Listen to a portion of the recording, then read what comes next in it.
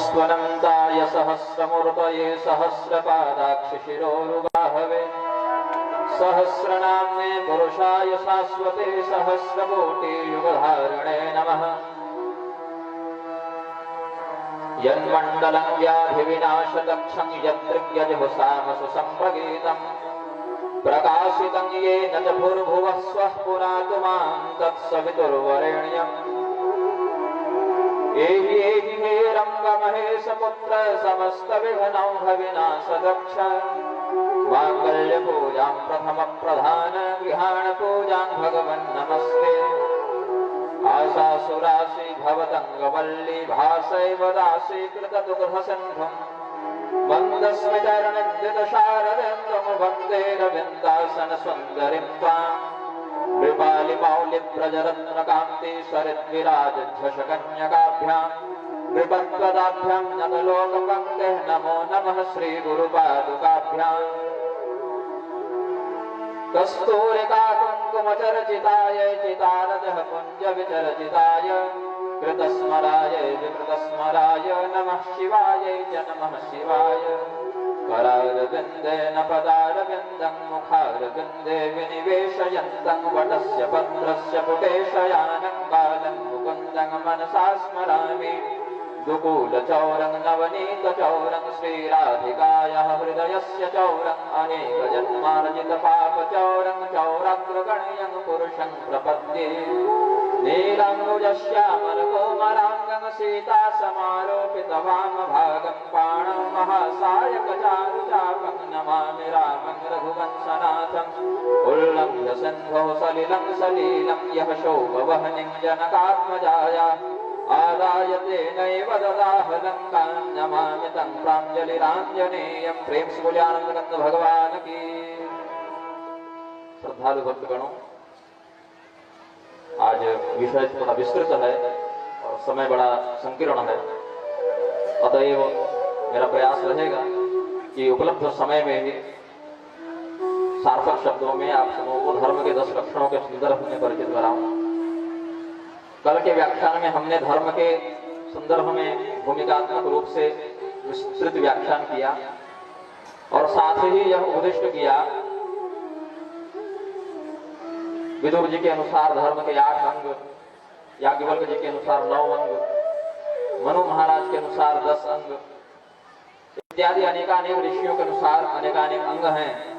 किंतु सर्वप्रथम सार्वकालिक सर्वमान्य जो धर्म है वह क्या है? श्रूयतां धर्म सर्वस्वम् श्रुत्वा चैत् प्रतिपाद्यताम् आत्मनः प्रतिकूलानि परेषां न समाचरेत्। पद्म पुराण का वचन है, विष्णु धर्मोत्तर पुराण का, कूर्म पुराण इत्यादि का भी, पंचतंत्र इत्यादि का भी वचन है। आप सभी एकाग्र होकर धर्म के सर्वस्व सार को ग्रहण करें, श्रवण करें और सुनकर श्रुत्वा चेत् प्रतिपाद्यताम् उसे अपने जीवन में धारण करें और आचरण में अनुष्ठित करें। क्या है? आत्मनः प्रतिकूलानि परेषां न समाचरेत्। ऐसा कोई भी कर्म किसी अन्य व्यक्ति के प्रति न करें जो आपको स्वयं के ऊपर किए जाने पर सुख और शांति की हानि होती प्रतीत हो। यदि आप कष्ट नहीं भोगना चाहते तो आपका कर्तव्य है किसी अन्य को भी कष्ट न दें। यदि आप अपमानित नहीं होना चाहते तो आपका कर्तव्य है किसी अन्य को भी अपमानित न करें। यदि आपको यह इच्छा है कि आपके धन का, सम्मान का, अधिष्ठित वस्तु का कोई अपहरण न करे तो आपका भी कर्तव्य है कि अन्य के द्रव्य का, सम्मान का अपहरण न करें। स्वामी श्री मुक्तेश्वरानंद सरस्वती जी का आपने धर्मोपदेश सुना। उन्होंने घोषणा की कि सनातन धर्म विश्व का सर्वश्रेष्ठ धर्म है। मैं उनकी बात से सर्वथा सहमति रखते हुए इसमें अपना मंतव्य जोड़ूंगा कि सनातन धर्म विश्व का एकमात्र धर्म है। सर्वश्रेष्ठ की बात तो तब आएगी ना जब तुलना होगी। तुलना वहां होती है जहां दो हो। यदि सनातन धर्म के इतर मान्यताओं को भी हम धर्म कहकर पुकारने लगे तो हमें बताएं कि अधर्म की परिभाषा फिर क्या होगी। अधर्म भी तो होना चाहिए। तो सनातन धर्म विश्व का सर्वश्रेष्ठ ही नहीं अभी तो एकमात्र धर्म है जो कि व्यक्ति को देवत्व से लेकर मोक्ष तक की प्राप्ति करा सकता है। और इससे विपरीत होकर यदि हम निकले तो निकृष्ट से निकृष्ट पिशाचवत तत्व योनि को भी प्रदान कर सकता है। हमारे सनातन धर्म के ग्रंथों में श्लोक हैं, मंत्र हैं, पद्य हैं, ऋचाएं हैं, यजुष हैं, साम हैं, सूत्र हैं, भाष्य हैं। अन्य मान्यताओं में टेस्टामेंट है, हदीस है, आयत है। किसी भी अन्य मान्यता वाले ग्रंथ में या पुस्तक में आप दिखा दें किसी ने ह्यूमन टेस्टामेंट लिखा हो या आदमी आयत, इंसान हदीस लिखी हो, नहीं संभव है। हमारे यहाँ जो लोग कहते हैं कि मानवता सबसे बड़ा धर्म है, ये भी केवल सनातन धर्म से ही सिद्ध हो सकता है, क्योंकि हमारे यहाँ मानव धर्मशास्त्र नाम का ग्रंथ भी उपलब्ध है। अन्य स्थान पर ह्यूमन टेस्टामेंट नहीं मिलेगा, हमारे यहाँ मानव धर्मशास्त्र है। जो लोग और भी गंभीरता से धर्म के रहस्य को जानते हैं, वे जानते हैं कि यहाँ पर जैसे श्रीमद् भागवत महापुराण है, शिव पुराण है, अग्नि पुराण है, गरुड़ पुराण है, वैसे मानव पुराण भी है। अब परंपरा के कारण थोड़ा लुप्त हो गया, कम लोग जानते हैं, जीर्ण शीर्ण पांडुलिपियों में बच गया, मेरे पास उससे कुछ अंश बच गए हैं, लेकिन मानव पुराण नामक पुराण भी है। श्रीमद् भागवत की कथा सभी सुनते हैं, इस क्षेत्र में श्रीमद् भागवत की कथा व्यापकता से होती है। श्रीमद् भागवत के अंतिम प्रकरणों में 30 प्रकार के मानव धर्म बताए गए हैं। तो यदि आप कहते हैं कि मानवता सबसे बड़ा धर्म है, तो कहीं न कहीं आपको यह प्रेरणा सनातन धर्म से ही प्राप्त हुई है। सनातन धर्म के इधर जाएंगे तो फिर आपके लिए मानव धर्म जैसा शब्द भी नहीं बचेगा। अन्य देशों में जहां सनातन धर्मी कम मात्रा में है, वहां की स्थिति आप स्वयं देख सकते हैं। सनातन धर्म के अंतर्गत जो सर्वमान्य 10 लक्षण हैं, धृति, क्षमा, दमो, स्तेयम, शौचम, इंद्रिय निग्रह, धैर्यविद्या, सत्यम, अक्रोधो, दशकम धर्म लक्षणम। मनुस्मृति के संभवतः 6वें अध्याय में यह बात आई है, भगवान मनोपदिष्ट करते हैं। सबसे पहला लक्षण है धृति। आपको यदि पानी भरना है तो टंकी की आवश्यकता पड़ेगी, कोई डिजिटल चीज स्टोरेज करनी है तो मेमोरी कार्ड की आवश्यकता पड़ेगी, पैसा रखना है तो एक पर्स की या जेब की या बटुए की या बैंक की आवश्यकता पड़ेगी। तात्पर्य है किसी भी चीज को रखना है तो भंडारण करने के लिए कुछ चाहिए। कपड़ा है तो बक्सा चाहिए, किताब है तो उसके लिए अलमारी चाहिए, जो भी है, जो भी तत्व है उसको रखने के लिए एक धारक वस्तु, धारक तत्व, भंडारण की आवश्यकता पड़ती है। इसीलिए धर्म ने अपना पहला ही लक्षण बताया धृति, वो धर्म का भंडारण है। धृति क्या है?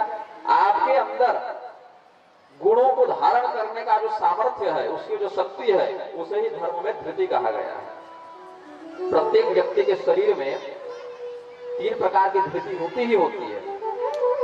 हमारे आपके अन्य सभी व्यक्तियों के शरीर में 3 प्रकार की धृति होती है। धृत्या जया धारयते मनः प्राणेन्द्रिय क्रिया योगे नाभ्यभिचारणीया धृति सापार्थ सात्विकी। सबसे श्रेष्ठ प्रकार की धृति ये है कि आप अपने जीवन में किसी भी बात की कामना न करें, उम्मीद न करें, इच्छा न रखें, केवल शरीर यापन करने के लिए, जीवन यापन करने के लिए, शरीर को चलायमान गतिमान रखने के लिए जो आवश्यक कर्म हैं, उनको करने में जो धारणा शक्ति लगती है, वह सबसे श्रेष्ठ प्रकार की धृति मानी गई है। योग बल का आश्रय लेकर अपने कर्तव्य को बिना किसी फल की उम्मीद रखे, बिना किसी फल की आकांक्षा अथवा लालसा रखे, जो धारणा शक्ति शरीर के पास है, केवल शरीर को चलाने के लिए उचित कर्तव्यों को जिससे किया जाता है, धारण किया जाता है, उसे सात्विक अर्थात सर्वश्रेष्ठ प्रकार की धृति कहते हैं। तो धर्म के पहला लक्षण में जो धृति है, उसका जो पहला प्रकार है वो है सात्विक धृति। दूसरा प्रकार है यजात धर्म कामार्थाम धृत्या धारयते अर्जुन प्रसन्न फलाकांक्षी धृति सापार्थ राजसी। जो सामान्य स्तर की धृति है, ठीक ठाक है, न बहुत अच्छी है न बहुत बुरी है, मिला जुला कर, उसे राजसी धृति कहते हैं। इसका क्या लक्षण है?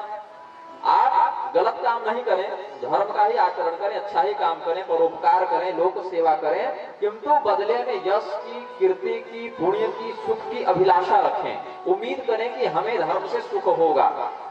एक प्रकार का यहाँ पर विनिमय हो गया कि हमने अच्छा आचरण किया, उसके बदले हमें पुण्य के फलस्वरूप सुख की प्राप्ति हुई।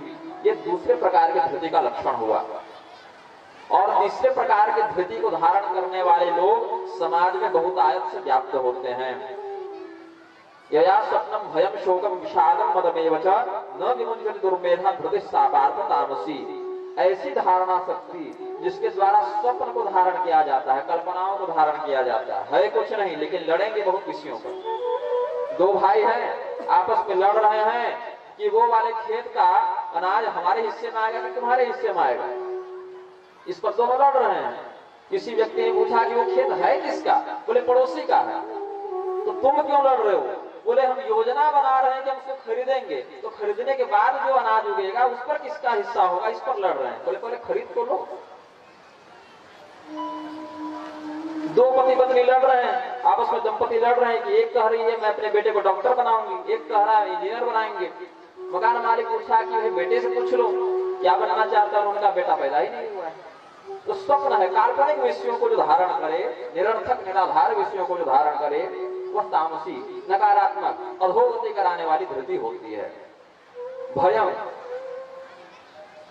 यदि आपको ज्ञात है कि आपके घर में सर्प है लेकिन दिख नहीं रहा, घर में एक व्यक्ति ने देखा कि वहां घुसा है लेकिन अब नहीं दिख रहा, तो एक भय व्याप्त हो जाएगा। रास्ते में जा रहे हैं, जंगल है, कुछ मतलब नहीं है तो डर नहीं लग रहा है, लेकिन अगर कोई कह दे झूठा ही सही कि यहाँ पर तो 4 साल से डकैती पड़ रही है, तो फिर भय हो जाएगा। तो अज्ञात वस्तु का भी अस्तित्व न हो फिर भी व्यक्ति का चिंतन उससे भय को उद्भूत कर देता है। भय आपकी कल्पना के माध्यम से प्रत्यक्ष हो जाता है।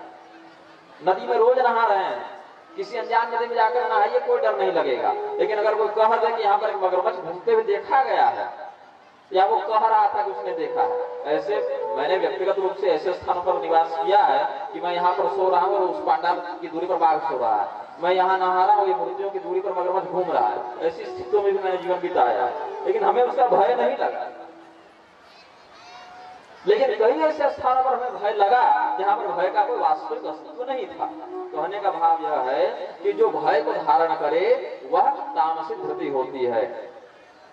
शोकम, चिंता, राजा चित्रकेतु का पुत्र नहीं हो रहा था, नारद जी ने आशीर्वाद दिया कि जाओ पुत्र हो जाएगा। पुत्र हुआ तो जरूर, लेकिन एक ही रानी को हुआ, बाकी रानियों ने सौतिया डाह के कारण पुत्र को जहर दे दिया कि उसके बेटा हुआ, हमारे क्यों नहीं हुआ, तो उसको मार देना चाहिए। राजा को शोक हो गया। नारद मुनि फिर आए, उन्होंने योग बल से जीवात्मा का आवाहन किया और बोला कि तुम्हारे पिता रो रहे हैं, शरीर में घुस जाओ। जीवात्मा ने कहा कि मेरे कई जन्मों में कई माता पिता हो चुके हैं, ये कौन से वाले माता पिता, हिसाब से देखना पड़ेगा। तो वो हर माता पिता अगर कहे तो हर शरीर में थोड़ी घुसेंगे। शोक हुआ राजा को, शोक को धारण करने वाली धृति तामसी होती है। तो धृति जो पहला लक्षण है धर्म का, उसके जो 3 प्रकार हैं, उसमें तीनों प्रकार कल्याणकारी नहीं है। योगे नाद्य विचारणिया धृति सापार्थ सात्विकी, जो सात्विक धृति है, जो सर्वश्रेष्ठ धृति है, जिसके द्वारा व्यक्ति बिना किसी फल की कामना के अपने कर्तव्य कर्म पर निष्ठा रखता है, ऐसी धृति सर्वश्रेष्ठ कहलाती है। और कुछ मामलों में राजसिक धृति भी ठीक ठाक कहलाती है कि आप धर्म का आचरण कर रहे हैं, सत्संगति कर रहे हैं, लोकोपकार कर रहे हैं, किंतु उसके बदले में आपको यश, प्रतिष्ठा, धन, कीर्ति, पुण्य बल, सुख इत्यादि की प्राप्ति की अभिलाषा भी है, तो ऐसी धृति बुरी नहीं कहलाएगी, किंतु नश्वर अवश्य हो जाएगी। एक विनिमय हो गया तो अपने सर्वोच्च प्रभाव को दिखाने में असमर्थ हो जाएगी। एक व्यक्ति था, अपने पड़ोसी के साथ राजा के घर में गया। राजा ने कहा मांगो, क्या मांगते हो? एक पड़ोसी ने कहा कि महाराज हमें को अच्छा सा रत्न दे दीजिए। तो राजा ने अपने माणिक या हीरे जड़ी अंगूठी उतारी, उसको दे दी। और एक ने कहा महाराज जो आपको अच्छा लगे अपने हिसाब से देख लीजिए। अब राजा ने कहा मुझे अपने स्तर से देना है, तो राजा ने उसको अपने स्तर से बहुत बढ़ा चढ़ा कर दिया। ऐसे ही जब हम कोई कर्म किसी संकल्प के साथ करते हैं कि इस कर्म के फलस्वरूप मुझे इस फल की प्राप्ति हो, तो वो कर्म सीमित हो जाता है। लेकिन यदि हम कर दें कायेन वाचा मनसेन्द्रियर्वा बुद्ध्यात्मना स्वभावात् करोमि यद्यत् सकलं परस्मै नारायणाय समर्पयेत, जब आप भगवान को समर्पित कर देते हैं तो उस समय वह अक्षय पुण्य फलदायी हो जाता है। भगवान उसका फल अपने हिसाब से फिर देते हैं। हिरण्यकशिपु ने 36,000 वर्ष तपस्या की, ब्रह्मा जी ने मांगने के लिए कह दिया, उन्होंने मांग लिया। हिरण्यकशिपु ने जो मांगा वो मिल भी गया, लेकिन जो मिला वह अस्थायी नहीं रहा और 36,000 वर्षों की गई तपस्या की कोई सार्थकता भी सिद्ध नहीं हुई। किंतु सबरी जी ने क्या मांगा था? कुछ नहीं मांगा था। सिद्धियों के मामले में या वर्चस्व के मामले में हिरण्यकशिपु के सामने सबरी जी कुछ नहीं थी, लेकिन उनको जो मिला उनकी जो कीर्ति हुई, उनके प्रति मन में जो श्रद्धा का भाव उत्पन्न होता है, उस कीर्ति को, उस फल को, उस प्रतिष्ठा को हिरण्यकशिपु अर्जित नहीं कर सकते। इसका कारण यह है कि फलाकांक्षी व्यक्ति अपनी आकांक्षा के आधार पर अपने पुण्य या उसके द्वारा प्राप्त होने वाले फल को सीमित कर देता है, संकुचित कर देता है। किंतु जो अपना दिमाग न लगाकर कर्म का फल भगवान को निवेदित करता है और भगवान के प्रति ही उसका संपूर्ण कार्यभार सौंप देता है, ऐसा व्यक्ति जब उसके फल को प्राप्त करता है तो वह अत्यतम होता है, कल्पनातीत होता है। सुदामा जी ने मांगा नहीं, सुदामा जी ने याचना नहीं की भगवान से, लेकिन जो मिला वो उनकी याचना की क्षमता से बहुत परे था, बहुत श्रेष्ठ था, बहुत विस्तृत था। तो श्रद्धालु श्रोतागणों, धर्म के प्रथम लक्षण में हमने समझा कि धारणा शक्ति जो है वही धर्म का पहला लक्षण है। भंडारण करने के लिए हमारे पास अगर रही रहे तो हम उसमें रखेंगे कहाँ? टंकी न हो जल कहाँ रखेंगे, बर्तन न हो कहाँ रखेंगे, थाली न हो भोजन कहाँ रखेंगे, बक्सा न हो कपड़े अलमारी इत्यादि कहाँ रखेंगे? तो प्रत्येक वस्तु या तत्व को धारण करने के लिए एक भंडारण की आवश्यकता पड़ती है। इसलिए धर्म का पहला लक्षण है धृति। धृति के बाद दूसरा लक्षण है क्षमा। धृति क्षमा। धर्म को धारण करने के लिए धृति तो हो गई, लेकिन व्यक्ति क्षमाशील नहीं है। तो धारण करने के बाद जो आप धारण करेंगे उनके द्वारा आप शक्तियों का, संसाधनों का, संपदा का दुरुपयोग नहीं करेंगे, इसकी क्या विश्वसनीयता है? हमारे पास बहुत भंडारण शक्ति हो जाए, हम भंडारण कर भी लें लेकिन कालाबाजारी करने लगे, उसकी सार्थकता क्या होगी? ज्ञान का हमने भंडारण कर लिया लेकिन संकुचित कर लिया, तब क्या होगा? तो दूसरा लक्षण है क्षमा। जो व्यक्ति क्षमाशील होता है उसके मन में बहुधा अहंकार और क्रोध का वास नहीं होता है। क्षमा रूपी शीतलता के कारण अहंकार रूपी वायु और क्रोध रूपी अग्नि बहुत उत्पात नहीं कर पाता है। क्षमा का बहुत ही श्रेष्ठ उदाहरण सनातन धर्म में मिलता है और मैं तीनों उदाहरण महिलाओं से ही देना चाहूंगा।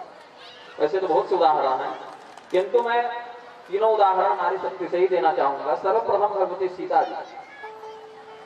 भगवती सीता जी का अपहरण रावण ने कर लिया, उन्हें अनेक प्रकार से प्रलोभन और प्रताड़ना दी गई। अशोक वाटिका में रहते हुए उन्होंने अनेक असह्य कष्ट सहे। भगवान श्री रामचंद्र जी ने रावण पर विजय प्राप्त की और हनुमान जी को कहा कि भाई तुम गए हो पहले एक बार, तुमको पहचानते हैं सीता जी, तुम पर विश्वास करेंगे, तुम जाओ उनको ले आओ। तो हनुमान जी भगवती सीता जी के पास जाते हैं और कहते हैं, माता, राम जी के प्रताप से और आपके प्रकोप से रावण का सर्वनाश हो गया है, अब लंका में कोई अधर्मी नहीं रहता और प्रभु ने मुझे आपके पास वापस बुलाने के लिए भेजा है, आप चलें। सीता जी आने के लिए तत्पर हो गई, लेकिन हनुमान जी के मन में एक भाव आया, क्षणिक भाव आया कि ये जो राक्षसियां यहाँ पर खड़ी हैं, इन्होंने सीता जी को बहुत डांटा है, बहुत फटकारा है, इन पर बहुत अत्याचार किया है। रावण तो 24 घंटे नहीं रहता था, सुबह सुबह आ जाता था केवल धमकाने के लिए, 24 घंटे पहरे पर तो यही रहती थी और तरह तरह से प्रताड़ित यही करती थी। तो हनुमान जी ने कहा कि माँ, हमारी इच्छा है कि इन पर भी दो हाथ साफ कर लिया जाए, ये लोग बहुत उत्पात किए हैं आपके साथ, थोड़ा दंड इनको भी मिला जाए। सीता जी ने क्षमा कर दिया है। बोलिए, परतंत्र थी, अपनी इच्छा से कुछ नहीं करती थी, रावण इनसे ऐसा करवाता था जिसका दंड रावण को प्राप्त हो चुका है, इनका कोई दोष नहीं है, अतएव मैं इन्हें क्षमा करती हूँ। हम और आप रक्षित कर पाते क्या? नहीं कर पाते, शायद वो उदारता नहीं होती और शायद इसीलिए हम भी सीता या भगवान श्री रामचंद्र जी के समान पूजनीय नहीं होते। दूसरा उदाहरण देखें भगवती द्रौपदी का। महाभारत के युद्ध का समापन हो गया है, सात्विकी और भगवान श्री कृष्ण शेष 5 पांडवों को लेकर तीर्थाटन में निकल गए हैं। समंत पंचक कुरुक्षेत्र के शिविर में पांडवों की सेना, लगभग चौथाई अक्षौहिणी सेना सो रही है। रात्रि को अश्वत्थामा ने धोखे से आक्रमण किया और रुद्र के द्वारा दिए गए खड्ग से द्रौपदी के 5 पुत्रों का मस्तक काट डाला उसने। द्रौपदी के भाई धृष्टद्युम्न और शिखंडी का भी उसने वध कर दिया और संपूर्ण सेना का संहार कर दिया। और सेना का संहार करने के बाद भाग गए। इस घटना की और कहे तो दुर्घटना की सूचना पांडवों को प्राप्त हुई तो भगवान श्री कृष्ण को सहायक बनाकर अर्जुन ने युद्ध करते हुए अश्वत्थामा को बंदी बनाया और उसे पशु के समान बांधकर द्रौपदी के पास ले आए। और द्रौपदी ने क्या कहा, मुच्यता में सब ब्राह्मण मित्रांग गुरु, ब्राह्मण सभी वर्णों का गुरु है, आचार्य है, श्रेष्ठ है, पूजनीय है, इसीलिए आप इनको मुक्त कर दें, मैं इनको क्षमा करते हूँ। पिछली रात को जिस स्त्री के 5 पुत्र मार दिए गए, 2 भाई मार दिए गए, अधर्म पूर्वक मार दिए गए, वो अगले ही दिन उन्हीं पुत्रों और भाइयों के हत्यारे को सर्वथा क्षमा कर देती है। ये उनकी उदारता है, ये उनमें धर्म की स्थिति बताता है। तीसरा उदाहरण एक और है गौतमी का, भगवती गौतमी, भगवती सीता का सुनिए, भगवती द्रौपदी का, भगवती गौतमी का। वन में वास करती हैं, उनके पति नहीं है, दिवंगत हो गए, वैधव्य को प्राप्त कर गई, तो वन में जाकर तपस्या करने लगी गौतमी। तपस्या के मध्य में उनका एक छोटा सा बालक भी था, 5-7 वर्ष का एक पुत्र था, वो भी साथ में ही रहता था। तो वन में एक दिन ऐसी घटना घटी कि 5-7 वर्ष का जो उनका पुत्र था उसे एक सर्प ने काट लिया, और सर्प ने काट लिया, इससे उसकी मृत्यु भी हो गई। गौतमी को यह ज्ञात हुआ कि मेरा पुत्र मर गया है, तो उसके शव को अपने पास लाकर अंतिम संस्कार का प्रबंध करने लगी। एक बहेलिया वहां से गुजर रहा था, उसने देखा कि ये बालक मरा पड़ा है जंगल में। उसने गौतमी से पूछा, ये मरा कैसे? गौतमी ने कहा कि सर्प के काटने से इसकी मृत्यु हो गई है। तो बहेलिया बहुत सी विद्याओं में निपुण था, उसने अपनी विशेष विद्या का प्रयोग करके यह पता किया कि किस सांप ने इसे काटा है और वो सांप भी कहां होगा, और मंत्र शक्ति से उस सर्प का आकर्षण करके उसने उस सर्प को बंदी बना लिया। बहेलिया के पास सांप पकड़ने का एक यंत्र होता है, खोखले बांस का एक यंत्र बनाते हैं, आगे से थोड़ा सा मुड़ा रहता है, तो शरीर जो सांप का रस्सी के समान लंबा लंबा उसको अंदर बांस में डाल दिए और मुंह को बाहर निकाल कर घुमाकर वहां पर बांध दिए, तो बंदी बनाने का होता है यंत्र। उसी यंत्र में उस बहेली ने सर्प को पकड़ा और गौतमी के पास लाकर कहा कि इसी ने तुम्हारे पुत्र की हत्या की है, तुम इसे चाहे जो दंड दो।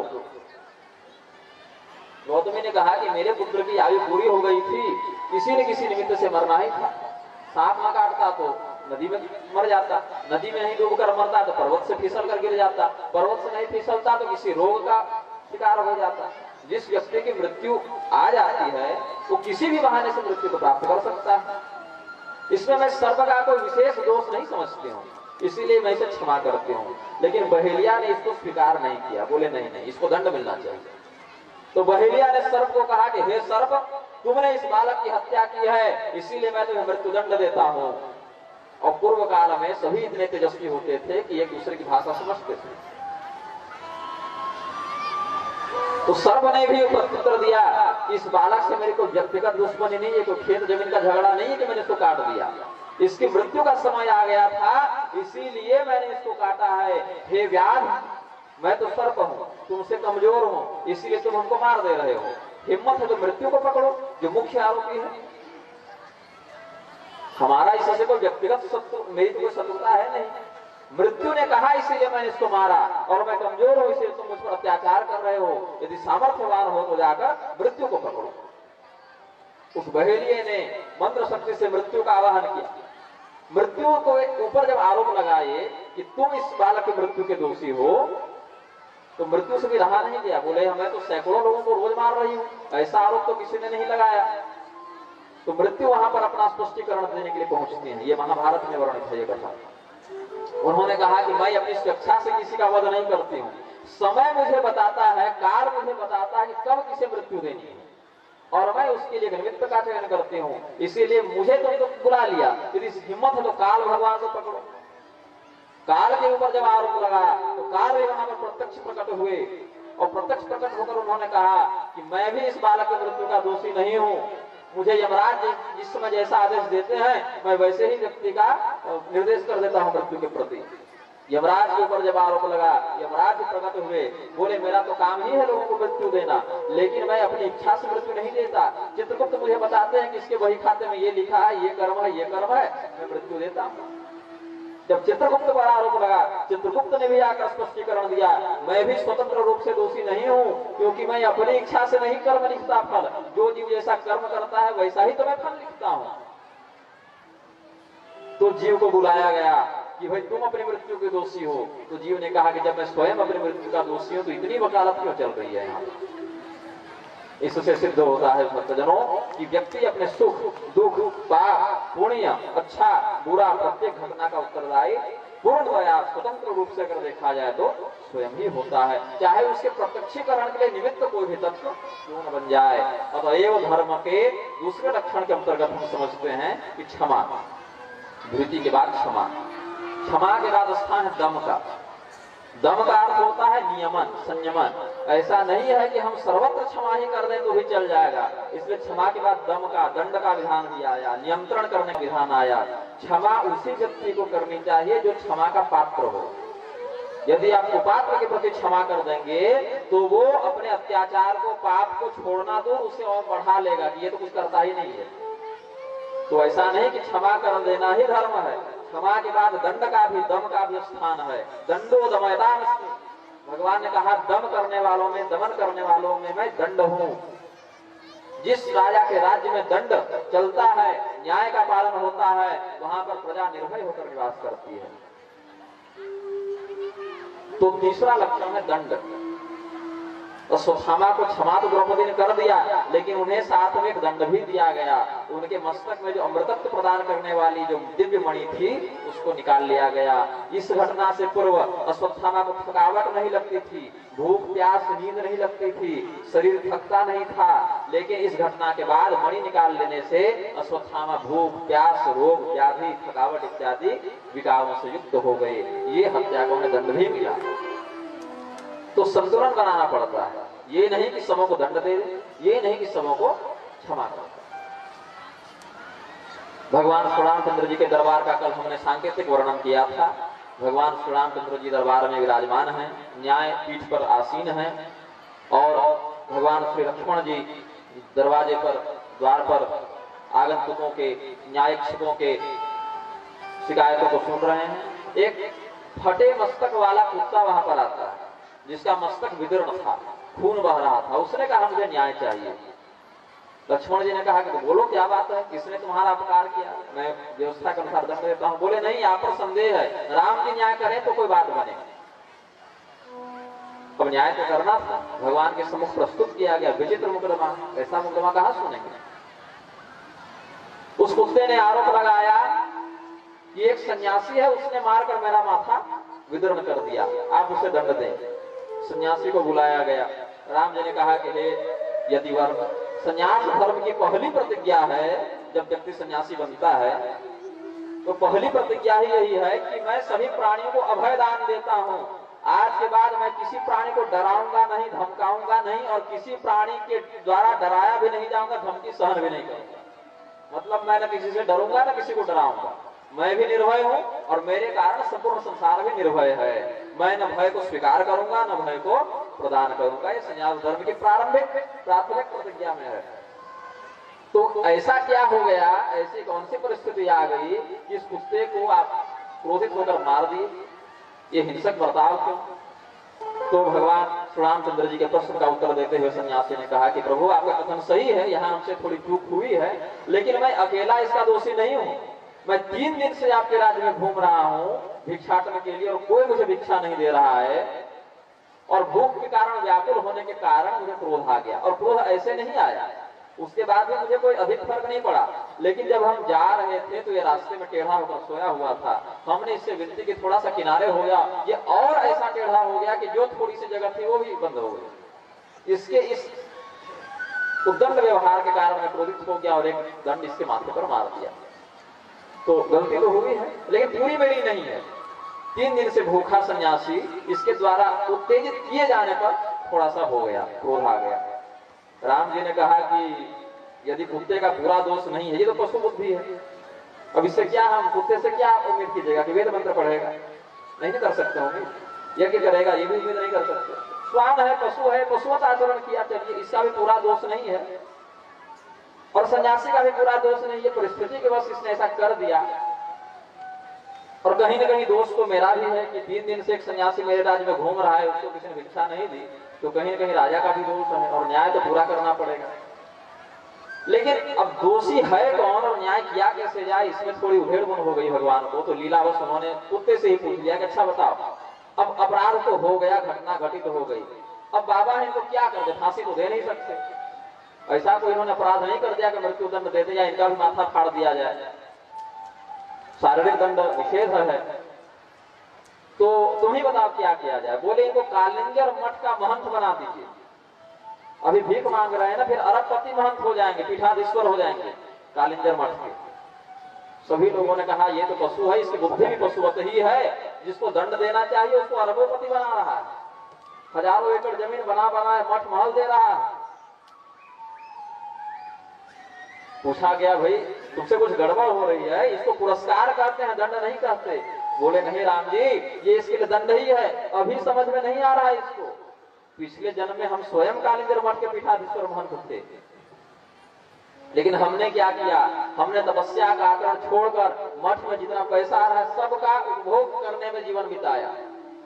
मठ पैसा का मालिक नहीं होता, व्यवस्थापन करता है। मठ मंदिर क्या है, डाकिया जैसे आपकी चिट्ठी कहीं पहुंचा दिया, वैसे ही समाज से आने वाली संपदा को वापस समाज में वितरित करने का एक धार्मिक केंद्र मठ और मंदिर है। तो कालिंजर मठ के उस महंत ने क्या किया था, समाज से आने वाले धन को आने तो दिया, लेकिन उसी गति से वापस समाज में लगाया नहीं, अपितु स्वयं विलासिता पूर्वक उसका उपभोग करने लगा। इसलिए उतना बड़ा सन्यासी पीठाधीश्वर होने के बाद अगले जन्म में कुत्ता बन गया। धर्म पक्षपात नहीं करता, कर्म फल के वितरण में धर्म नहीं देखता कि आप क्या हैं इस समाज में, क्या किया और क्या मिलेगा, इतना ही देखना है। भौतिक हैसियत क्या है इससे धर्म को मतलब नहीं है। तो हे राम जी, जो सन्यासी भूख के कारण क्रोध को अपना सकता है और मुझे मार सकता है, वो धन को आता देकर लोभ को भी अपनाएगा, और लोभ को अपनाएगा तो धन पर कुंडली मारकर बैठ जाएगा, और इस जीवन में तो पूरा राजा के समान रहेगा, लेकिन अगले जन्म में जब ये कुत्ता बनेगा तब ये समझेगा कि मैं आज किस पीड़ा में हूँ, तब इसे उस कर्म की दुष्कर्ता का बोध होगा। तो धर्म का तीसरा लक्षण है दम, दंडित करना। केवल समाज को नहीं, अपने ऊपर भी यदि कुछ हो जाए। अब एक स्थान पर मैं बैठा हुआ था, 10-5 लोग बैठे हुए थे, और मेरे मन में ऐसी वार्ता करते समय कुछ अधार्मिक विचार उत्पन्न हो गया, तो मैंने कस के अपने आप को वहीं थप्पड़ लगा दिया सबके सामने। अब 10 व्यक्ति बैठे हुए थे, मैंने स्वयं को थप्पड़ लगा दिया। वो आश्चर्यचकित हो गए, ये क्या हो गया। मैंने पूछा ऐसा आपने क्यों किया। हम बोले कि मेरे मन में किसी अनुचित विचार, मेरे कोई अनुचित विचार आ गया था, मैंने स्वयं को दंडित करके उसका प्रायश्चित वहीं पर कर लिया, स्वभाव है। तो दंड आवश्यक है। मेरे पिताजी, मुझे स्मरण आता है, सप्ताह में एक दिन आते थे और छड़ी लेकर ऐसे ही मार देते थे। मुझे आज भी पता नहीं चला कि मैं क्यों मार खा जाता था। पिताजी बाद में बताए कि हो सकता है चोरी छिपे तुमने कोई ऐसा पाप किया होगा जो हमें नहीं बताया, तो यमराज बाद में मारे, सच्चा हम ही मार देते हैं। मतलब ऐसे भी कर्मों का दंड हमें मिला है जो हम आज तक किए ही नहीं। तो ये उनकी प्रशिक्षण की विधा थी, शैली थी। कहने का अर्थ है कि व्यक्ति को अपने मन पर, शरीर पर, वाणी पर हर संभव प्रयास करके नियंत्रण रखना चाहिए, और धर्म विरुद्ध यदि वो कहीं जाए तो उसका उचित शास्त्रोक्त दंड भी है। दंड विधान को बनाने वाले हमारे यहाँ स्मृतिकार कहलाते हैं। मनु स्मृति, वशिष्ठ स्मृति, पराशर स्मृति, व्यास स्मृति, विष्णु स्मृति, यम स्मृति, अंगिरा स्मृति, अत्रि स्मृति इत्यादि स्मृतियां हैं जो दंड विधान हमारे यहाँ, किस कर्म का क्या दंड होगा, किसके लिए क्या आचरण मर्यादित है। हमारे यहाँ 2 स्मृतिकार हुए, दोनों भाई। एक का नाम था महर्षि शंख, एक का नाम था महर्षि लिखित। दोनों कानून बनाते थे, स्मृतिकार है, दंड विधान बनाते हैं। दोनों का आश्रम कुटिया कुछ दूर पर ही थी। तो एक बार छोटे भाई स्मृतिकार महर्षि लिखित अपने बड़े भाई स्मृतिकार महर्षि शंख के घर में गए, आश्रम में गए। शंख उस समय अपने आश्रम में नहीं थे, उनके आश्रम में फल लगा हुआ था। तो लिखित ने देखा कि मेरे भैया का आश्रम है, सुंदर सा उद्यान है, बगीचा है, तो एक फल तोड़कर उन्होंने खा लिया। फल तोड़कर खा लिया और हाथ मुंह धो ही रहे थे कि उनके भाई आ गए। बोले लिखित, तुमने कुछ ग्रहण किया है क्या? बोले हाँ भैया, फल अच्छा लगा तो तोड़कर खा लिया। बोलिए तुम्हारा था क्या? नहीं मेरा तो नहीं है। किसका है? तो आपका है। तो बिना अनुमति तुमने कैसे खा लिया? तो भाई के घर में गए हैं, इतना बड़ा बगीचा है, सैकड़ों फल लगे हैं, फल तोड़कर खा ही गया, तो इसमें क्या मुद्दा है भाई?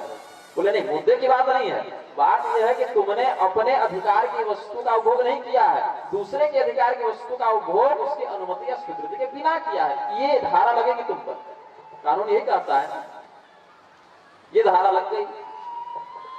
अब ऐसा नहीं कि हमने कानून बना दिया तो हम कानून से परे हो गए, हम भी उसी के अंतर्गत आएंगे। संत और लिखित दोनों स्मृतिकार हैं, दोनों कानून जानते हैं, धर्म की मर्यादा जानते हैं। दंड था कि हाथ काट दो, एक फल चुराने के कारण लिखित स्वयं गए राजा के यहाँ और बोले महाराज मैं स्मृतिकार लिखित आपके दरबार में आज दंडित होने के लिए उपस्थित हुआ हूँ। बोले महाराज आप तो संविधान बनाते हैं, आपको क्या दंड दें? बोले कि दंड दे इस बात का कि मैंने अपने भाई की अनुमति के बिना उसके बगीचे से फल लेकर खा लिया। बोले महाराज ठीक है, खा लिया तो राजा को क्षमा का भी तो अधिकार है। राष्ट्रपति फांसी का अगर आदेश पारित करे तो क्षमादान भी दे सकता है। राजा ने कहा मैं क्षमा करता हूं आपको। बोले नहीं, यदि कोई सामान्य व्यक्ति होता तो ये बात समझ में आती, लेकिन कानून बनाने वाले ने कानून तोड़ा है, इसलिए दंड तो मिलना चाहिए, मेरा हाथ आप कटवाइए। राजा भी मजबूर था, उसने हाथ कटवा दिया। अब उसी कटे हुए हाथ की अवस्था में महर्षि लिखित शंख के पास जाते हैं और कहे भैया अब तो मैं निर्दोष हूँ, अब तो मेरा पाप चला गया। बोले हाँ पाप चला गया, बहुत खून खराबा हो गया, ठीक नहीं दिख रहा है, पर साफ कर लो, जख्म को धो लो, जाकर नदी में नहा लो। तो लिखित गए, नदी में नहाए और नहाने के समय स्वभावतः जैसे हम लोग नदी इत्यादि नहा के जल देते हैं, पितरों को सूर्यदेव को जल इत्यादि देते हैं, तो बचपन से आदत थी जल देने की, तो स्वभावतः उनके मन में इच्छा हुई कि हम जल दें। तो हाथ तो कटे हैं लेकिन शरीर जल देने की मुद्रा में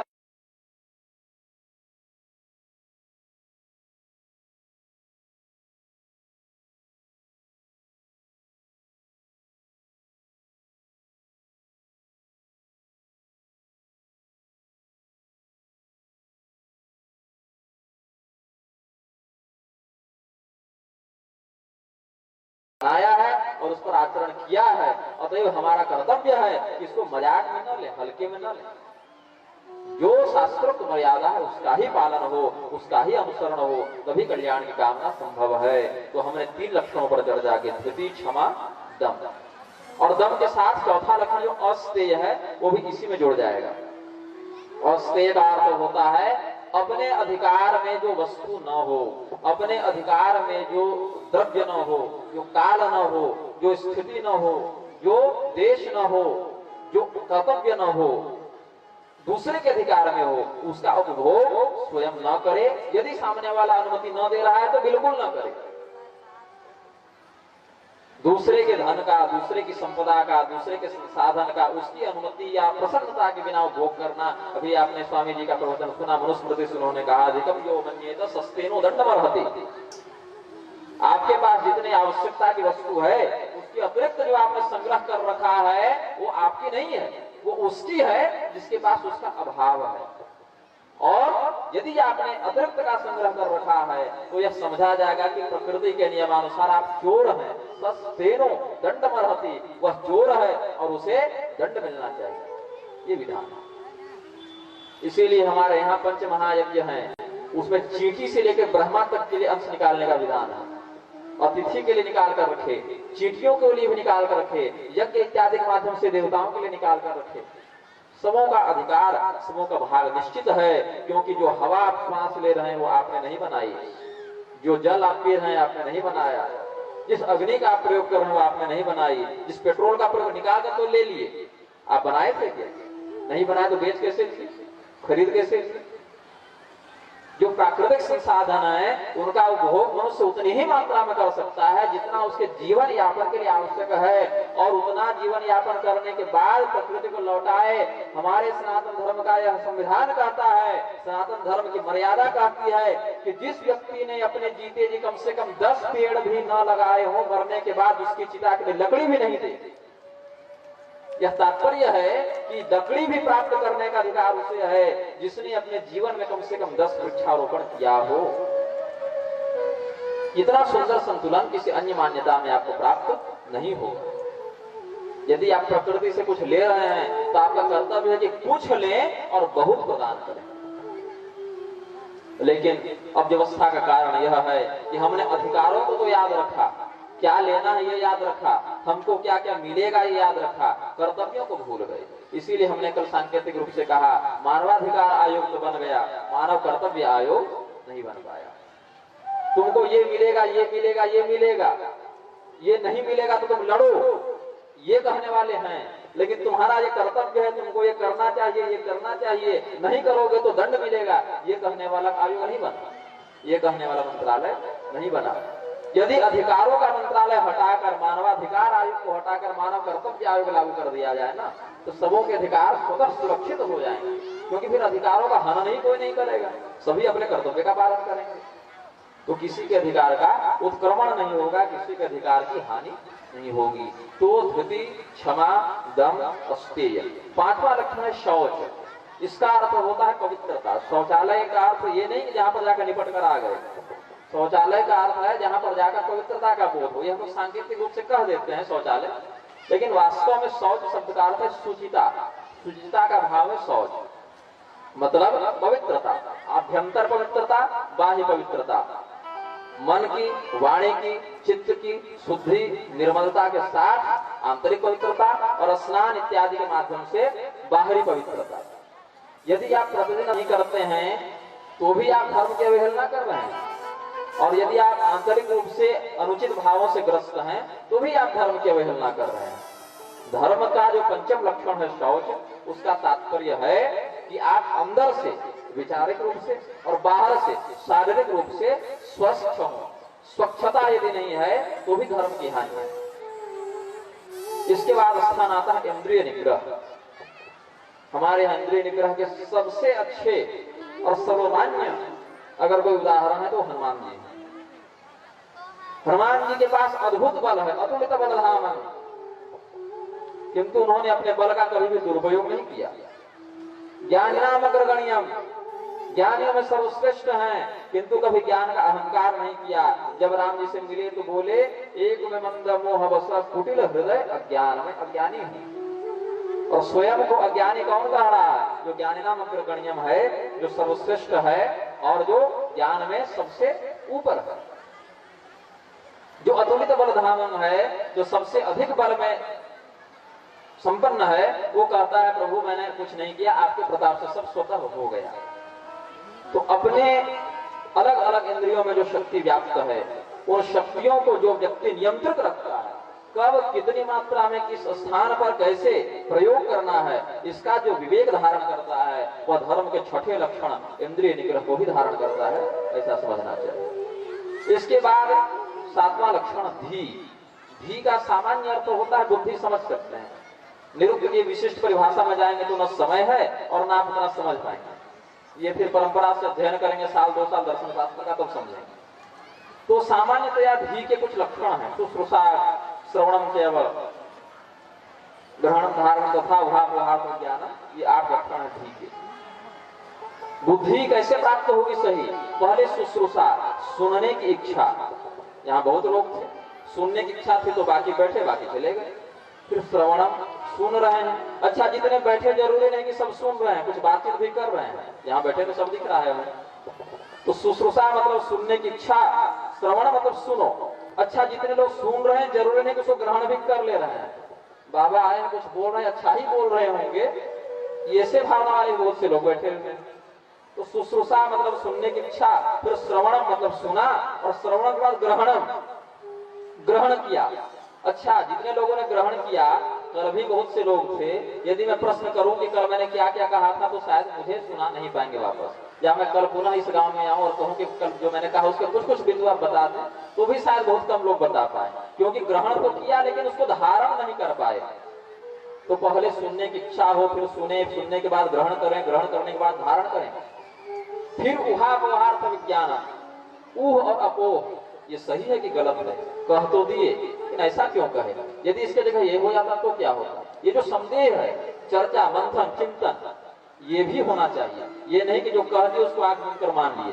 अपनी ओर से भी समझदारी होनी चाहिए कि अच्छा ये कहे तो इसके पीछे कारण क्या था, शंका समाधान।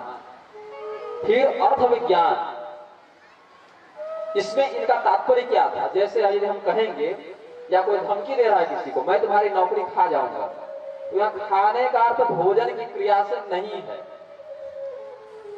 क्या कह रहे हैं? खा जाऊंगा, लेकिन क्या यहाँ पर इसका अर्थ भोजन करने की क्रिया से है? नौकरी को खाद्य वस्तु नहीं, तो शब्द कुछ और है, उसका अर्थ कुछ और हो रहा है।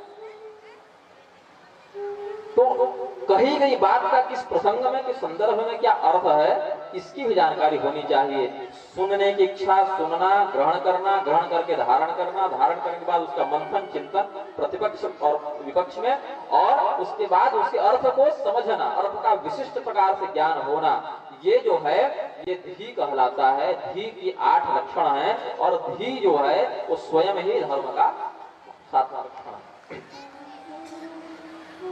तो धृति, क्षमा, दम, अस्ते, शौच, इंद्रिय निग्रह, धी। इसके बाद स्थान आता है विद्या का। अब विद्यालय तो बन गए हैं हमारे यहाँ, लेकिन विद्या प्राप्त नहीं होती। विद्या कितने प्रकार की है? ये भी 2 प्रकार की है। द्वे विद्ये वेदितव्ये परा परा च। 2 प्रकार की विद्या को जानना चाहिए, परा विद्या और अपरा विद्या। तत्रा परा ऋग्वेद, यजुर्वेद, सामवेद इत्यादि। फिर आगे बढ़ते हैं, छंदो, निरुक्त, व्याकरण, ज्योतिषम इति। अपरा विद्या क्या है? जितने भी संसार में हम पढ़ रहे हैं, सुन रहे हैं, जान रहे हैं, वो अपरा विद्या है।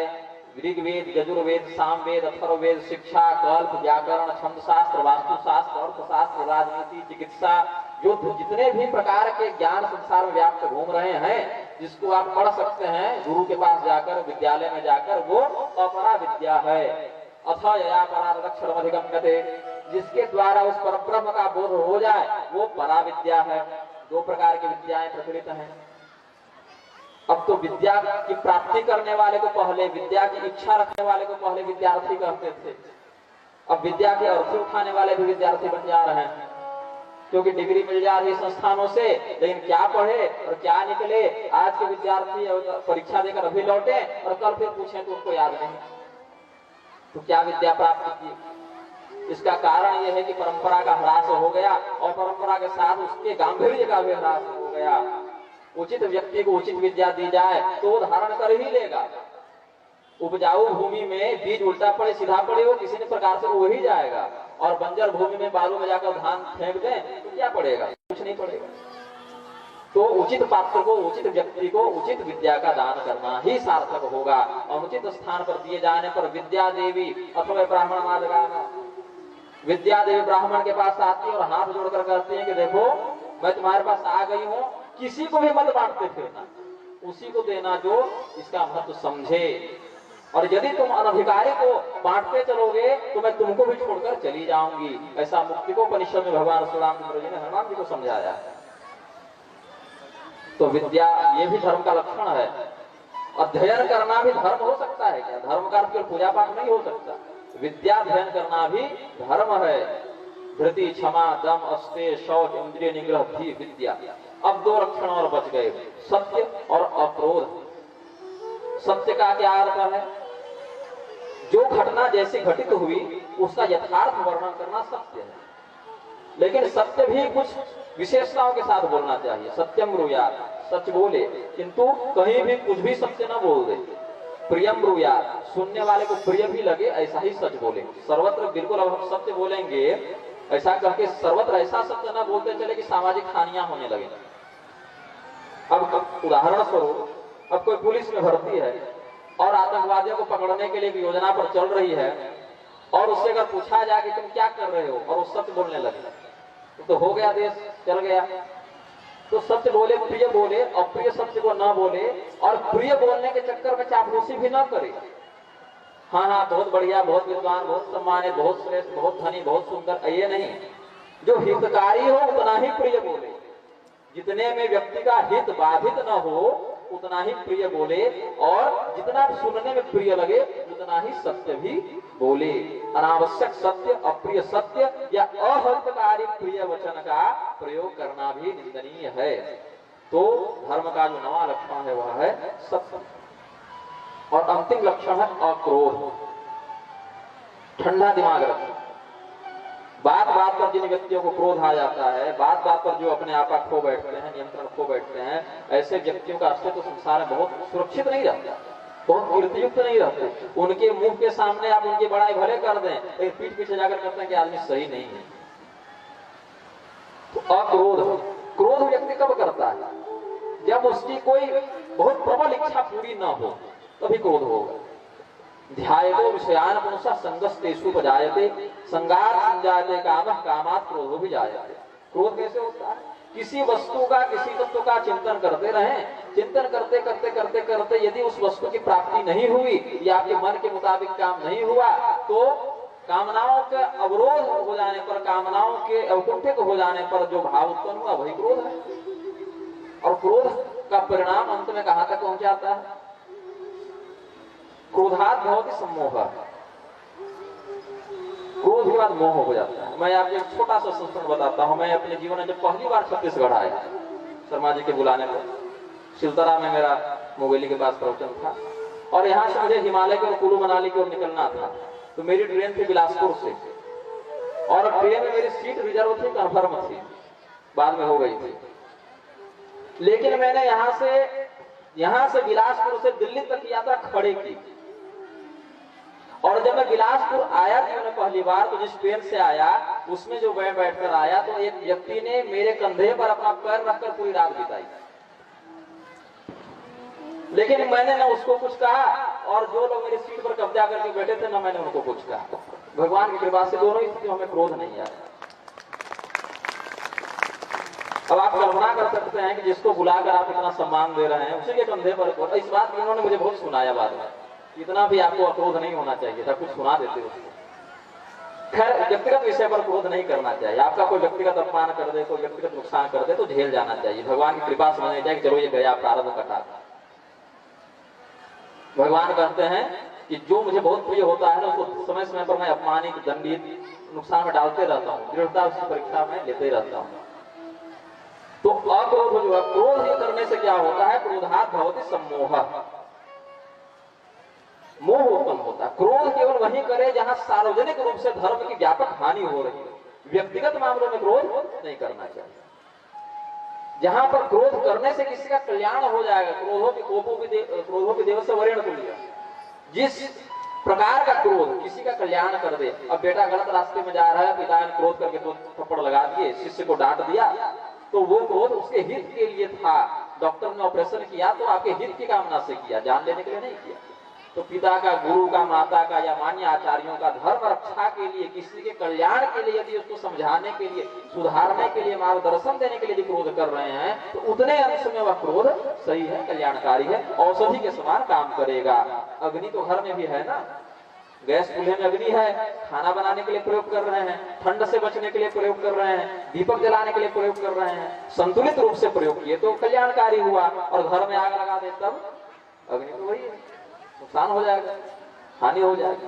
तो क्रोध भी उतने ही मात्रा में, उतने ही उद्देश्य में कल्याणकारी है जहां हित हो, अन्यथा वह मोह को जन्म देगा। क्रोधात् भवति सम्मोहः, और मोहित व्यक्ति अपनी स्मृति को नष्ट कर देता है। सम्मोहात् स्मृति विभ्रमः, और जब स्मृति ही चली गई, बुद्धिनाश, और जिसकी बुद्धि भ्रष्ट हो गई उसको कौन बचा सकता है? बुद्धि के नष्ट हो जाने पर तो श्रेष्ठ देवता नहुस जब इंद्र बन गए, बुद्धि भ्रष्ट हो गई, ऋषि महर्षियों को लात मारने लगे, तुरंत इंद्र पद से गिरकर अजगर बन गए, पशु बन गए, मनुष्य भी नहीं बने। रावण की बुद्धि भ्रष्ट हो गई, कंस की हो गई, दुर्योधन की हो गई, और हमारे समाज में कईयों की होती है, परिणाम सभी जानते हैं।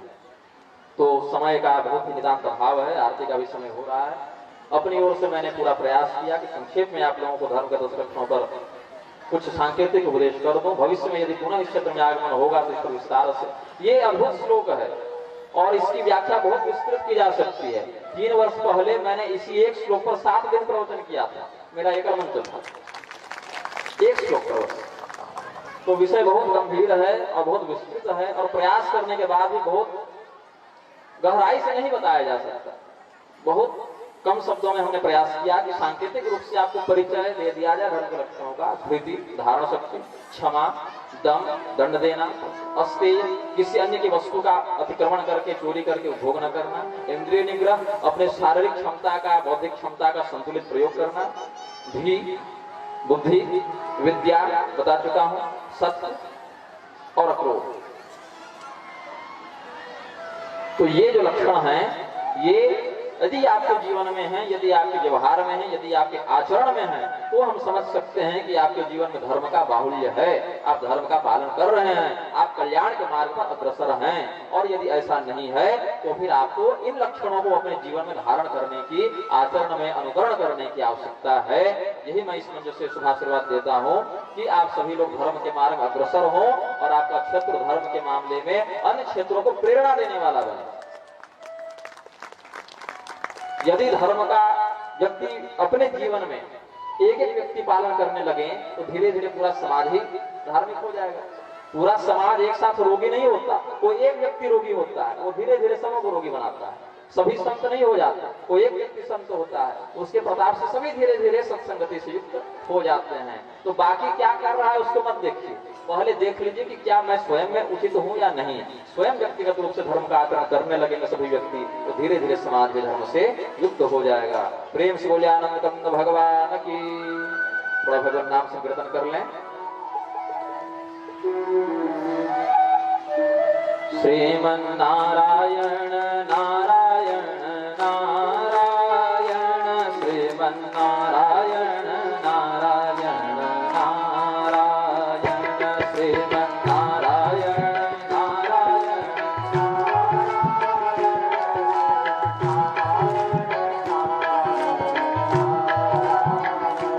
श्रीमन्नारायण नारायण नारायण, श्रीमन्नारायण नारायण नारायण, श्रीमन्नारायण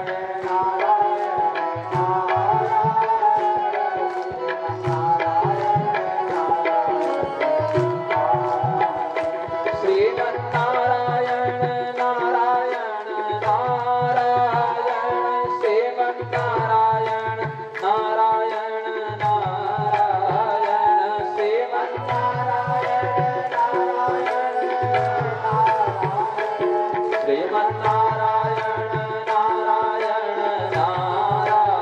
नारायण नारायण, श्रीमन्नारायण नारायण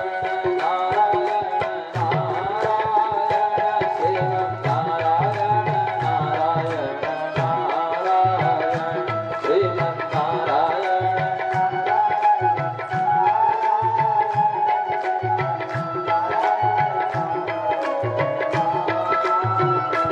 श्रीमन्नारायण नारायण नारायण, श्रीमन्नारायण नारायण नारायण, श्रीमन्नारायण